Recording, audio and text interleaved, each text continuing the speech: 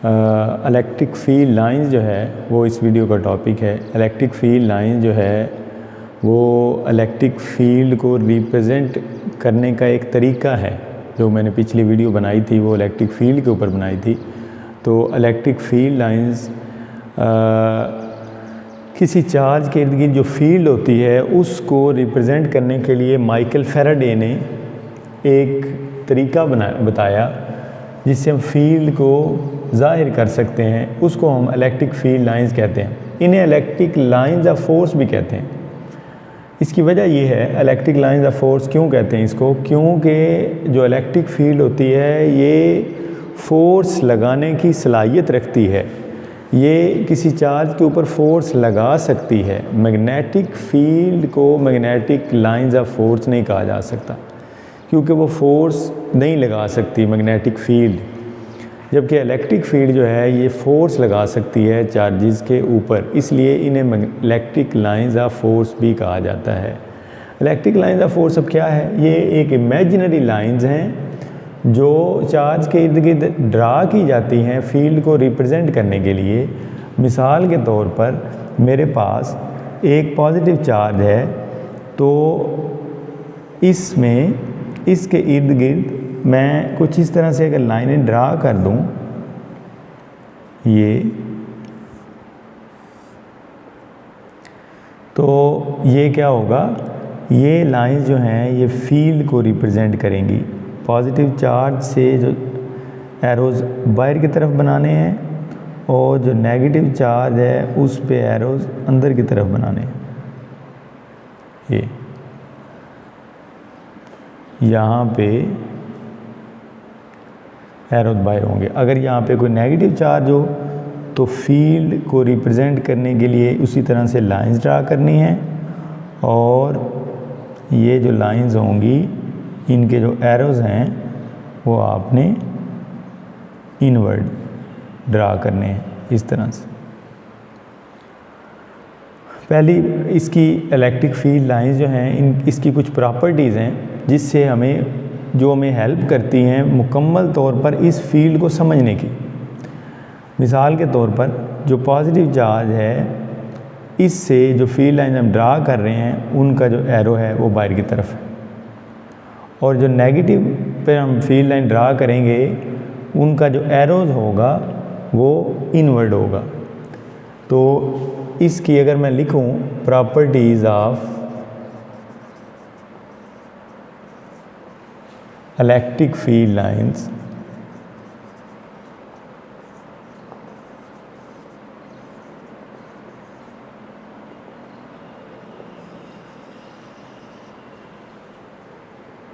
तो वो हमारे पास क्या होगा, नंबर 1 पे होगा इलेक्ट्रिक फील्ड लाइंस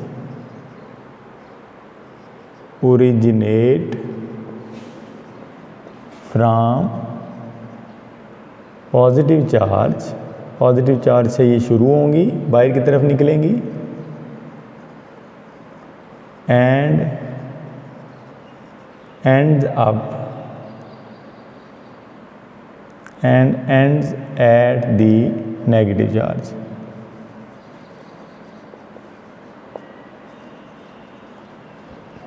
इसका ये मतलब होगा कि फील्ड लाइन जो है वो पॉजिटिव से स्टार्ट हो रही हैं और नेगेटिव पे ख़त्म हो रही है।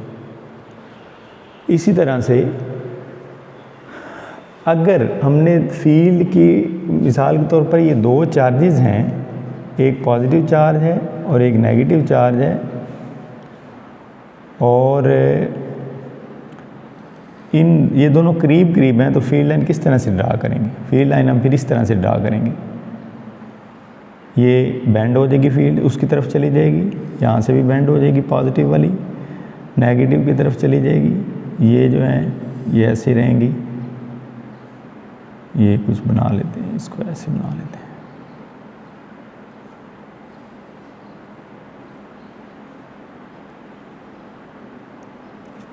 ये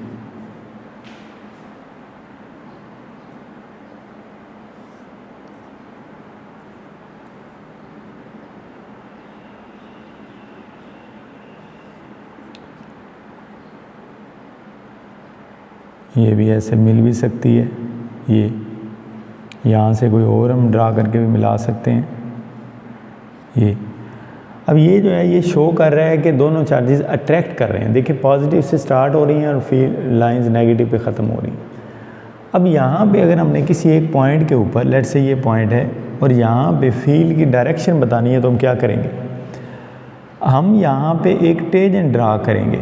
टेंजेंट क्या होता है, टेंजेंट एक लाइन होती है जो किसी सर्कल को एक पॉइंट पे कर्व टच करती है, कर्व को या सर्कल को। ये लेट से सर्कल है और ये उसके ऊपर को पॉइंट है, तो मैंने यहाँ से एक लाइन ड्रा की, ये लाइन इस सर्कल को एक पॉइंट पे टच कर रही है, इसे हम कहेंगे टेंजेंट। टेंजेंट जो होता है ये डायरेक्शन को मालूम करने के लिए, ओरिजिनल डायरेक्शन को मालूम करने के लिए इस्तेमाल होता है। मसलन अब फील्ड देखें यहाँ पे, अगर ये चार्ज ना होता तो फील्ड ये वाली जो फील्ड लाइंस हैं, क्या ये बेंड होती हैं उस तरफ? नहीं, इन्होंने बेंड नहीं होना था। इस फील्ड की ओरिजिनल डायरेक्शन ये होनी थी, ये वाली, ये जो है ये इसकी ओरिजिनल डायरेक्शन इस तरह से होनी थी। अगर ये फील्ड यहाँ पे ना होती तो क्या ये वाली लाइन बेंड होती? नहीं, इसकी डायरेक्शन तो सीधी होती। तो जो ओरिजिनल डायरेक्शन है, जब बेंड फील्ड ना हो उस टाइम जो डायरेक्शन है वो हमें टेंजेंट से मिल सकती है। यहाँ पे हम टेंजेंट ड्रा करेंगे तो फील्ड की ओरिजिनल डायरेक्शन ये होगी। यहाँ पे हम टेंजेंट ड्रा करेंगे तो फील्ड की ओरिजिनल डायरेक्शन ये होगी। Tangent to the field lines, जो टेंजेंट होता है किसी भी पॉइंट के ऊपर जब हम ड्रा करते हैं, यहाँ पे भी ड्रा कर सकते हैं। तो दूसरी प्रॉपर्टी इसकी क्या होगी? दूसरी प्रॉपर्टी होगी tangent to the field lines determine the direction of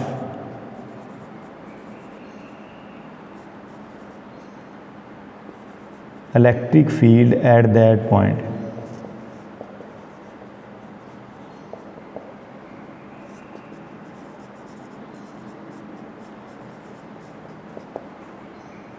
जिस पॉइंट पे हम टेंजेंट ड्रा करेंगे उस पॉइंट के ऊपर हमें इलेक्ट्रिक फील्ड की ओरिजिनल डायरेक्शन मिल जाएगी। और तीसरी प्रॉपर्टी क्या है इसकी? तीसरी प्रॉपर्टी है कि जहाँ पे फील्ड लाइंस क्लोज होंगी वहाँ पे जो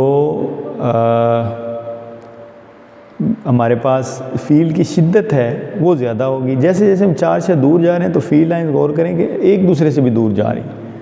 इससे क्या होगा कि फील्ड वीक होगी। तो फील्ड लाइन हमें बता रही हैं कि जिस जगह पे वो क्लोज हैं वहाँ पे फील्ड की शिद्दत ज़्यादा है, जिस जगह पे वो दूर जा रही हैं फील्ड की शिद्दत कम है। तो इसको मैं इस तरह से, तीसरी प्रॉपर्टी हमारी क्या होगी कि where the electric field lines are closer, where the electric field lines are closer, field is strong. Where electric field lines are farther apart, इसका मतलब होता है कि जहाँ पे फील्ड लाइंस दूर होंगी इलेक्ट्रिक फील्ड इज़ वीक, वहाँ पे वीक होगी। और इसकी जो चौथी प्रॉपर्टी है वो ये है कि फील्ड लाइंस कभी आपस में क्रॉस नहीं करती हैं एक दूसरे को। ऐसा नहीं होगा कि आपको नज़र आ रहा हो किसी जगह पे एक से ज़्यादा फील्ड लाइन आपस में क्रॉस कर रही हैं, यानी कि ऐसा नहीं होगा कि ये वाली फील्ड लाइन जो है ये क्रॉस करती करती इधर पहुँच जाए, यानी कि किसी और को क्रॉस कर दे, ऊपर वाली ये वाली जो है ये इसको क्रॉस कर दे। इससे क्या मतलब है? फिर इसका मतलब ये है, यहाँ से हम क्या अखज़ कर सकते हैं? वो ये अखज़ कर सकते हैं कि फील्ड लाइन जो हैं उनकी एक पॉइंट पे हमेशा एक डायरेक्शन हो। मसलन अगर इस पॉइंट के ऊपर फील्ड क्रॉस करती है तो इसका मतलब है कि इस पॉइंट के ऊपर एक डायरेक्शन फील्ड की ये है और एक डायरेक्शन फील्ड की ये है। यहाँ पे तो दो डायरेक्शन हो जाएंगी।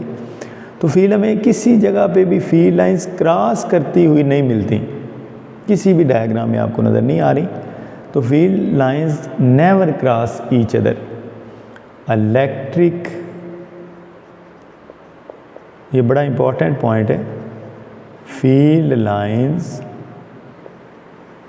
Never cross each other. ये क्रॉस नहीं करती एक दूसरे को कभी भी।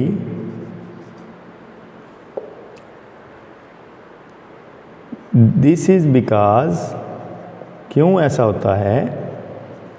This is because E electric field has only one direction at a point.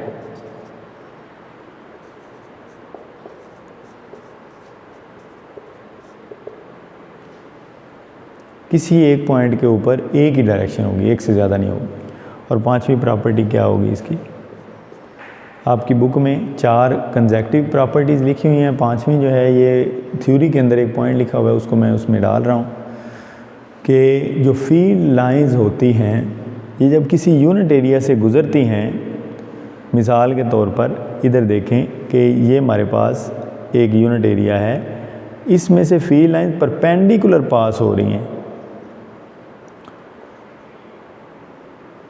ये तो जितनी फील्ड लाइंस पास होंगी वो वहाँ पे उतनी ही मैग्नीट्यूड होगी, मिकदार होगी फील्ड की। यानी कि अगर फील्ड लाइन 3 हैं तो फील्ड की शिद्दत कम होगी, अगर 5 हैं तो ज़्यादा होगी, 10 हैं तो ज़्यादा होगी, 20 हैं तो और ज़्यादा होगी। ये तो इलेक्ट्रिक फील्ड लाइंस, या मैं इसको अब फील्ड लाइंस ही लिख देता हूँ, field lines passing perpendicular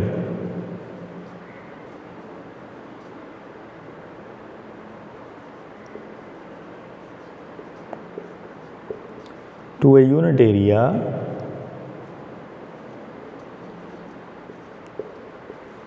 is directly proportional to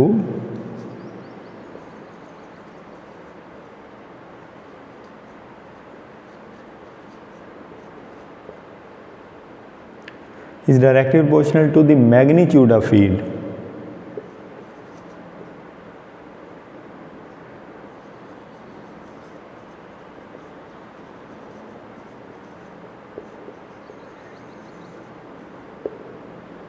कि वो फील्ड जो है उसकी जो मैग्नीट्यूड है उसके डायरेक्टली प्रोपोर्शनल होंगी। जितनी ज़्यादा वहाँ से गुजरेंगी उतनी वहाँ पे फील्ड की आप कह लें कि शिद्दत ज़्यादा होगी। सिंपल लाइंस, ये एक तरीका कार है ना, हम समझ रहे हैं कि जितनी लाइंस पास हो रही हैं अब हम फील्ड को देख नहीं सकते, हमें ये नहीं पता चलेगा कि इस एरिया से कितनी फील्ड जो है वो शिद्दत कितनी है। तो हम डायग्राम बनाने जब उसको समझते हैं, अब एक्सपेरिमेंट से हमें पता चलता है कि इतनी फील्ड है, तो उसकी डायग्राम से हम फिर उसको जब रिप्रेजेंट करते हैं तो हम लाइंस ड्रा करते हैं। ज़्यादा लाइंस मतलब ज़्यादा फील्ड, कम लाइंस मतलब कम फील्ड। सिंपल ये है, ठीक है। उम्मीद है आपको जो है ये टॉपिक अच्छे से समझ आया होगा। फिर नेक्स्ट जो है किसी और वीडियो के साथ मिलते हैं। Thank you very much.